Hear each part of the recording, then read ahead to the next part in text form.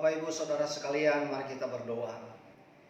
Bapa di surga, di dalam nama Yesus kami kembali datang di hadapan-Mu pada pagi hari ini, mengingat atas kasih-Mu dan pengorbanan-Mu di atas kayu salib 2000 tahun lebih yang lalu. Pada Jumat Agung ini Tuhan, kami menyadari tanpa pengorbanan-Mu bagi kami tidak memperoleh keselamatan daripada Engkau. Oleh karena itu pagi hari ini Tuhan, kami ingin merenungkan firman-Mu Yesus. Bila kuasa Roh Kudus-Mu menjamah hati kami semua, bahkan seluruh umat-Mu yang mendengarkan kebenaran firman-Mu pagi hari ini di mana mereka berada.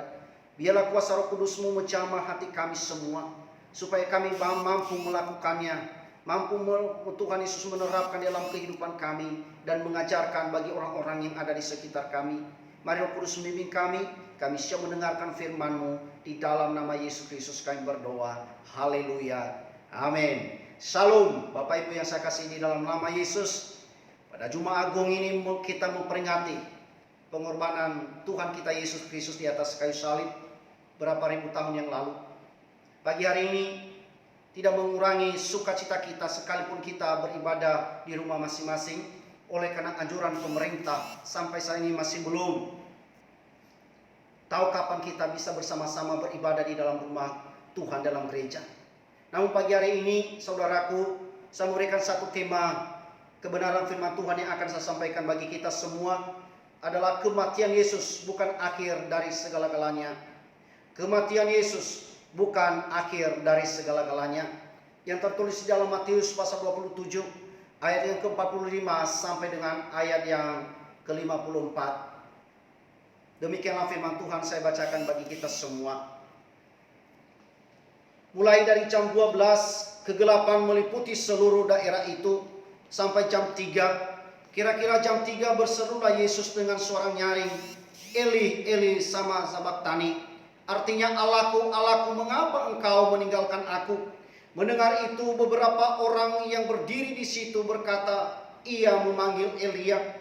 Dan segeralah datang seorang dari mereka yang mengambil bunga karang dan mencelupkannya ke dalam anggur asam, lalu mencucukkannya pada sebatang bulu dan memberikan Yesus minum. Tetapi orang-orang lain berkata, jangan, baiklah ya kita lihat apakah Elia datang untuk menyelamatkan dia. Yesus berseru pula dengan suara nyaring, lalu menyerahkan nyawanya. Dan lihatlah tabir bait suci terbelah dua dari atas sampai ke bawah. Dan terjadilah gempa bumi dan bukit-bukit batu terbelah. Dan kuburan-kuburan terbuka dan banyak orang kudus yang telah meninggal bangkit. Dan sesudah kebangkitan Yesus, mereka pun keluar dari kubur lalu masuk ke kota kudus dan menampakkan diri kepada banyak orang. Kepala pasukan dan prajurit-prajuritnya yang menjaga Yesus menjadi sangat takut ketika mereka melihat gempa bumi dan apa yang telah terjadi, lalu berkata, sungguh ini adalah anak Allah. Saudaraku yang saya kasihi di dalam Tuhan kita Yesus Kristus, kematian Kristus Yesus adalah salah satu bukti kasih-Nya bagi kita sebagai umat manusia. Ia mengorbankan segala-galanya, nyawanya sendiri Dia memberikan kepada kita oleh karena kasih-Nya yang begitu besar bagi kita. Kematian Kristus Yesus, tanpa kematian Yesus Kristus iman kita sia-sia. Kematian Kristus itulah yang membuat kita berarti.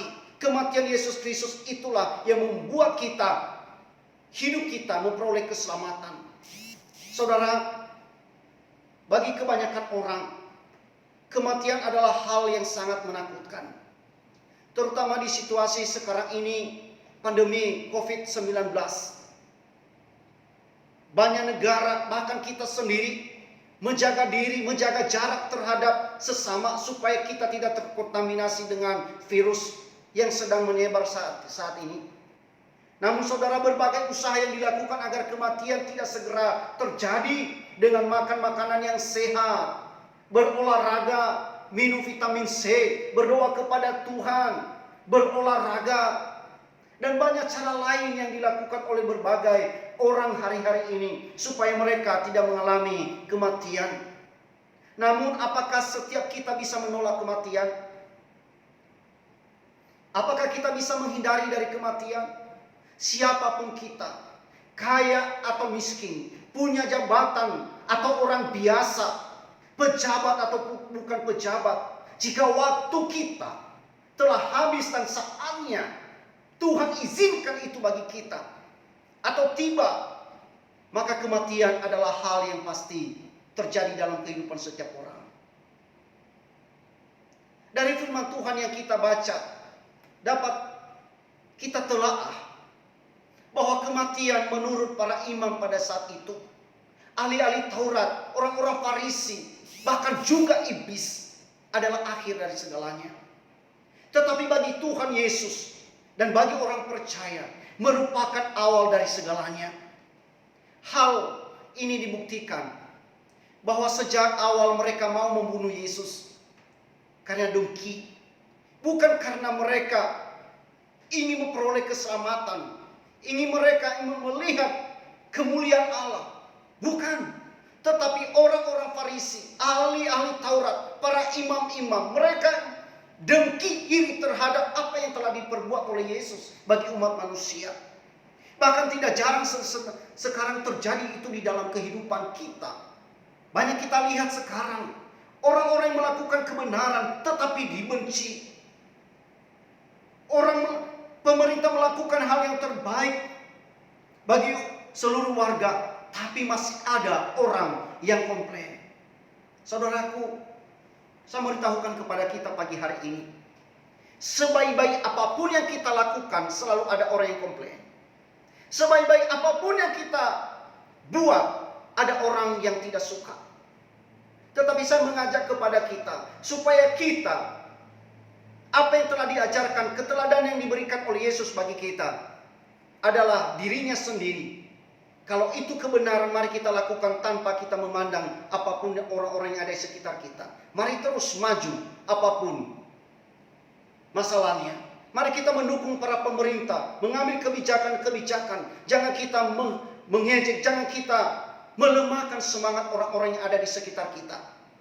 Saudara, murid Yesus sendiri adalah Yudas Iskariot, berkhianat, bersengkokol untuk menangkap Yesus, menyerahkan Yesus kepada para imam, supaya kebenaran itu mati.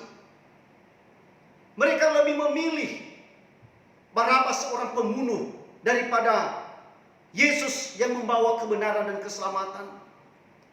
Saudaraku, orang Farisi, ahli Taurat, para imam-imam, mereka menyalibkan Yesus untuk memuaskan keinginan mereka dan iblis, karena mereka haus akan kematian orang benar.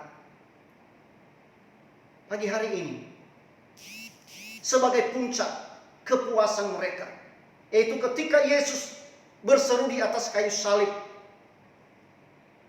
yang mengatakan, Eli, Eli, lama sabachthani. Artinya, Allahku, Allahku, mengapa engkau meninggalkan aku? Pada saat Yesus berseru demikian, justru sedang mereka mengolok-olok dan berkata, kita tunggu apakah Elia datang untuk menyelamatkannya. Saudara, orang-orang zaman sekarang, pada zaman saat itu juga sedang haus akan kematian orang benar. Dan saya percaya bagi kita yang mendengarkan kebenaran firman Tuhan, tidak demikian.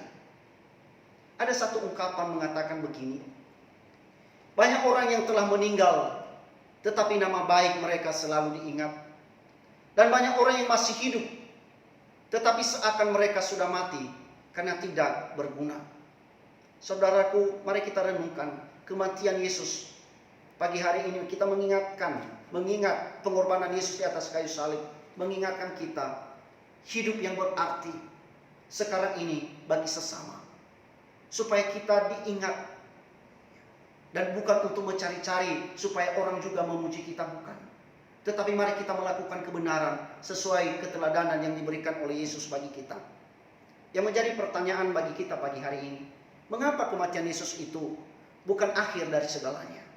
Hal yang pertama yang harus kita tahu, sebab kematiannya membuka jalan baru supaya kita bisa berbicara langsung dengan Bapa di surga. Saudaraku, di dalam ayat yang ke-51 dituliskan begini, Dan lihatlah, tabir bait suci terbelah dua dari atas sampai ke bawah, dan terjadilah gempa bumi dan bukit-bukit batu terbelah. Ini menandakan ketika Yesus mati di atas kayu salib, bait Allah tabir, bait Allah terbelah dua. Mengapa itu terjadi, saudara? Kalau kita melihat di dalam Alkitab Perjanjian Lama, banyak aturan-aturan pada saat itu ketika mereka datang membawa persembahan kepada Allah harus melalui para imam. Dan tidak semua orang bisa masuk di dalam Rumah Maha Kudus itu. Hanya para imam yang masuk, saudara. Dan ketika Yesus mati di atas kayu salib, memutus rantai hal itu. Supaya semua kita yang percaya kepada Allah bisa langsung berbicara kepada Tuhan. Tidak harus melalui para imam lagi. Dan membawa korban bakaran, persembahan berupa binatang pada saat itu mereka lakukan. Kematian Yesus di atas kayu salib membuka jalan baru bagi kita.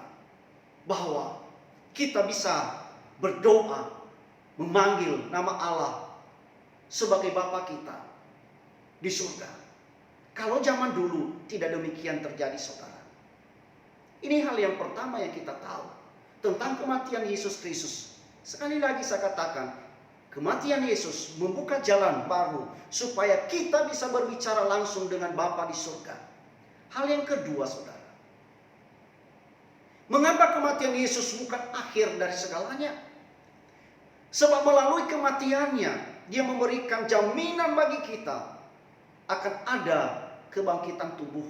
Di dalam ayat yang ke-52 mengatakan begini, dan kuburan-kuburan terbuka dan banyak orang kudus yang telah meninggal bangkit. Saudaraku, ketika Yesus mati di atas kayu salib, kuburan-kuburan orang kudus dikatakan oleh Alkitab, dituliskan oleh Alkitab, kuburan mereka terbuka.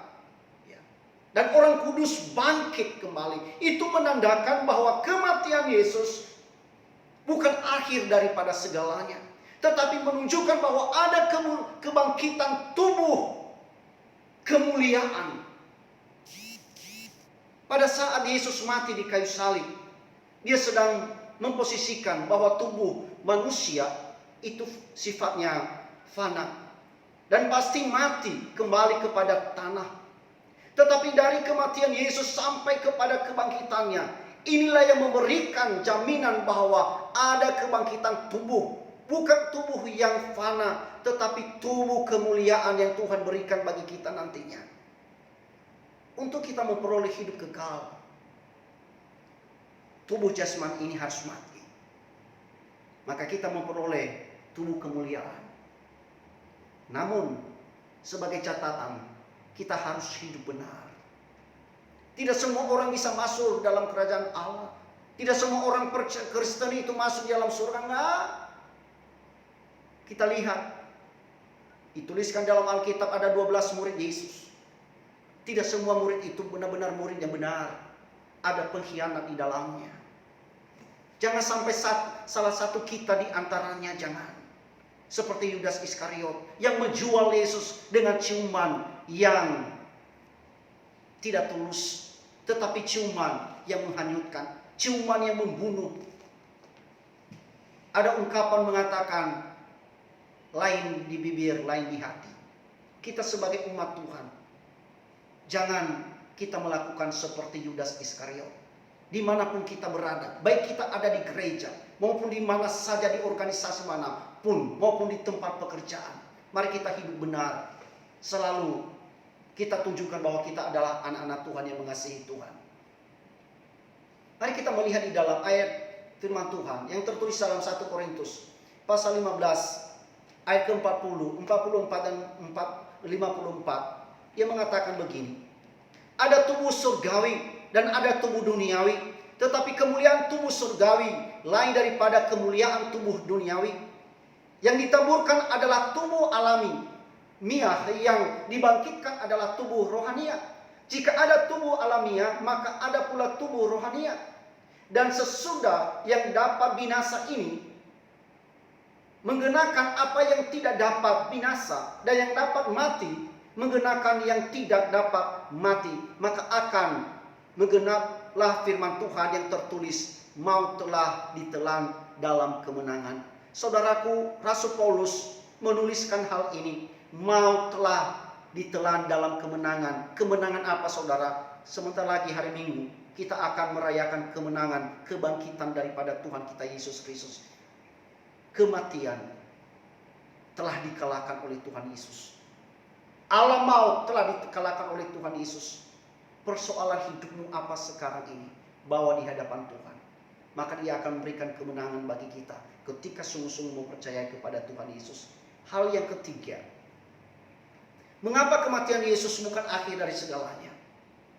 Karena kematiannya sebagai bukti kasihnya kepada manusia yang berdosa.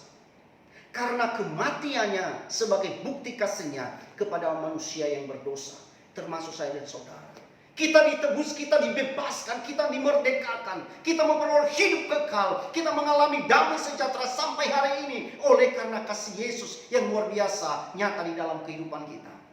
Saudaraku, di dalam Yesaya menuliskan begini. Yesaya pasal 53 ayat 3 sampai dengan ayat yang kelima. Ia dihina dan dihindari orang, seorang yang penuh kesengsaraan, yang bisa menderita kesakitan.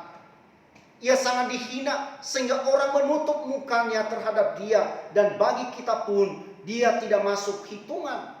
Tetapi sesungguhnya penyakit kitalah yang ditanggungnya, dan kesengsaraan kitalah yang dipikulnya. Padahal kita mengira Dia kena tulah dipikulnya dan ditindas Allah, tetapi Dia tertikam oleh karena pemberontakan kita. Dia diremukkan oleh karena kejahatan kita. Ganjaran yang mendatangkan keselamatan bagi kita ditimpakannya kepadanya, dan oleh bilur-bilurnya kita menjadi sembuh. Oleh bilur-bilurnya kita menjadi sembuh. Saudaraku, pengorbanan Yesus Kristus di atas kayu salib ini adalah bukti kasihnya kepada kita.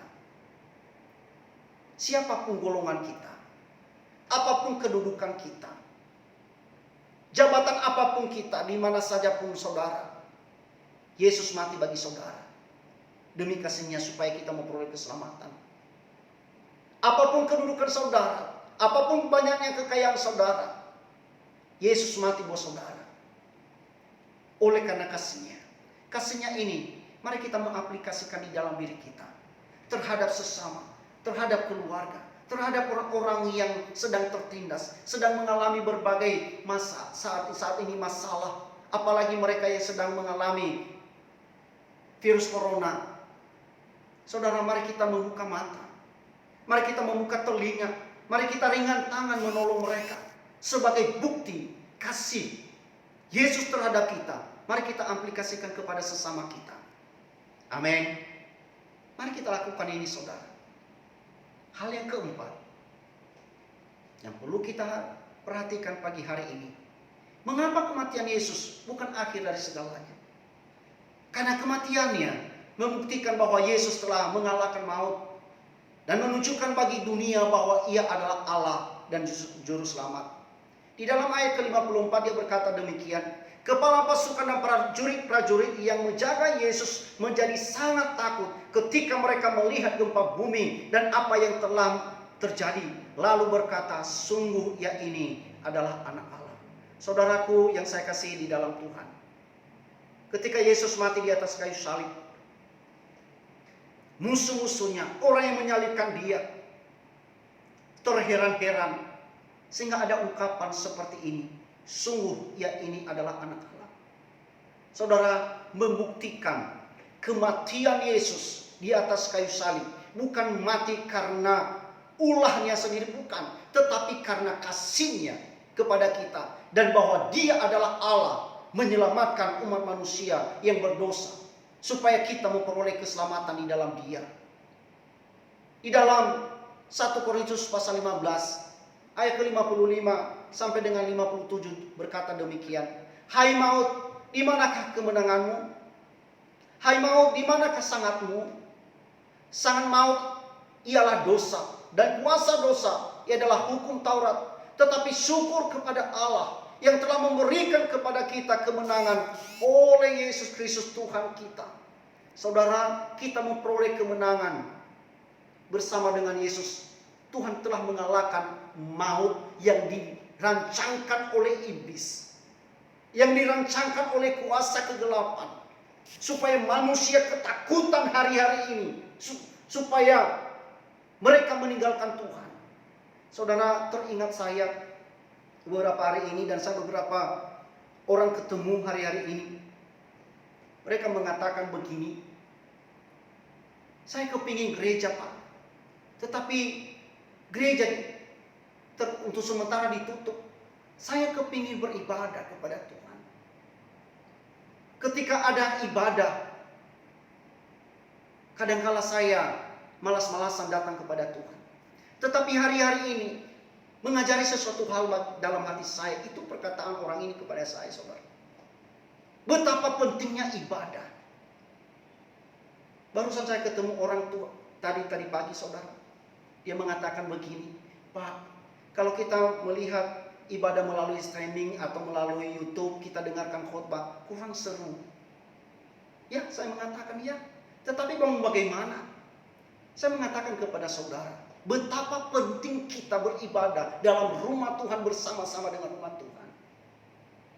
Mungkin selama ini pola pemikiran kita mengatakan, untuk apa saya ke gereja? Yang penting saya dengarkan khotbah di televisi atau di YouTube dan sebagainya. Yang penting sudah saya mendengarkan firman Tuhan. Saudara, ternyata pengakuan banyak orang tidak cukup, saudara. Perlu kita beribadah, berinteraksi dengan sesama seiman kita. Hari ini, saudara, kita merasakan seperti itu. Jangan sampai membuat kita lagi malas datang beribadah kepada Tuhan. Ada sisi baiknya COVID-19 ini terjadi, supaya kita menyadari betapa pentingnya kita beribadah, betapa pentingnya kita butuh Tuhan. Saudara, di akhir khotbah saya pagi hari ini, sebagai penutup bagi kita, kematian Yesus di atas kayu salib memberikan keberanian bagi kita yang percaya kepadanya untuk tidak takut mati, sebab hidup di dunia ini hanya bersifat sementara. Kematian Yesus mengajak kita agar selalu menggunakan waktu dengan baik, hidup benar, bertobat dengan sungguh-sungguh, meninggalkan hidup manusia yang lama kita.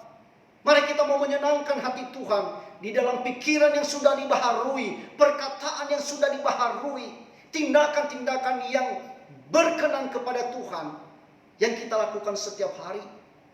Dan pada akhirnya kematian Yesus di atas kayu salib membuktikan kasih-Nya yang begitu besar bagi manusia, sehingga setiap orang yang percaya kepadanya tidak binasa melainkan beroleh hidup yang kekal. Saudaraku, ini renungan firman Tuhan yang saya sampaikan bagi kita pagi hari ini. Mari kita berdoa. Terima kasih buat renungan kebenaran firman-Mu yang kami dengarkan pagi ini, Tuhan. Suratkan materaikan di dalam hati kami, supaya kami sungguh-sungguh melakukan firman-Mu, Tuhan. Dan jadikan kami menjadi pelaku-pelaku firman-Mu dan murid-murid-Mu yang setia taat menghormati Engkau. Bimbing kami semua, hamba-Mu terbatas menyampaikan firman-Mu, tapi Roh Kudus yang luar biasa itu akan menolong kami untuk kami mampu melakukan firman-Mu. Demi nama Yesus Kristus kami berdoa. Haleluya.